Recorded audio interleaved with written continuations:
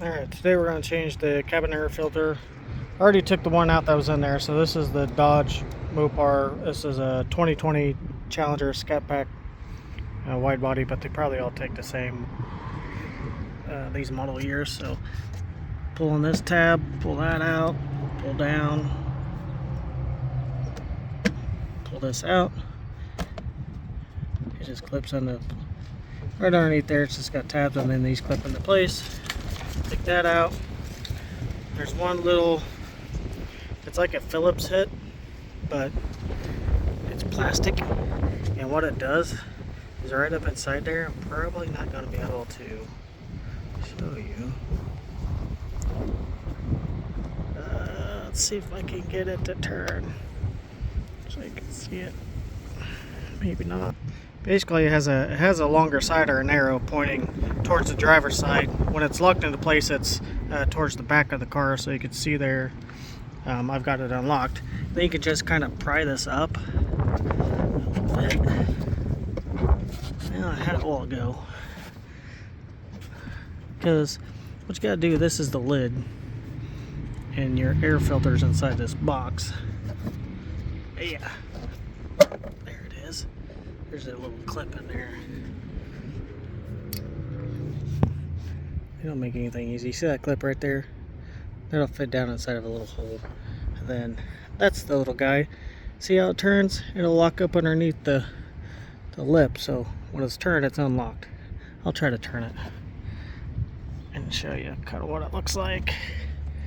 Here's what it looks like when it's up underneath there. But see, it just turns to unlock it. There we go. Now we got that up high enough. This lid will kind of open up a little bit further for us. Maybe. Hopefully. Don't have to take it too far apart. See, it's got a slot there. And there's a slot right there. You can't see it because my... There. There's kind of the slots. That's where the filter fits down inside of. So I got this one from Walmart.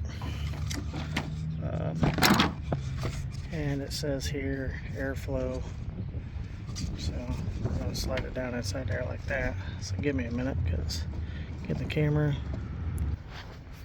There it is inside there. Then this will just fold back down, kind of just snaps into place on its own. Hold your filter in there, and then like I said, this little clip.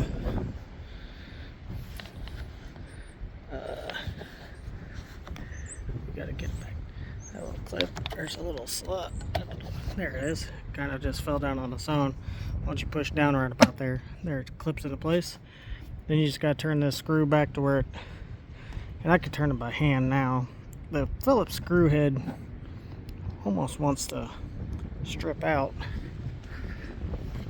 Good to get that thing turned. So I'll get that, and we'll get this thing.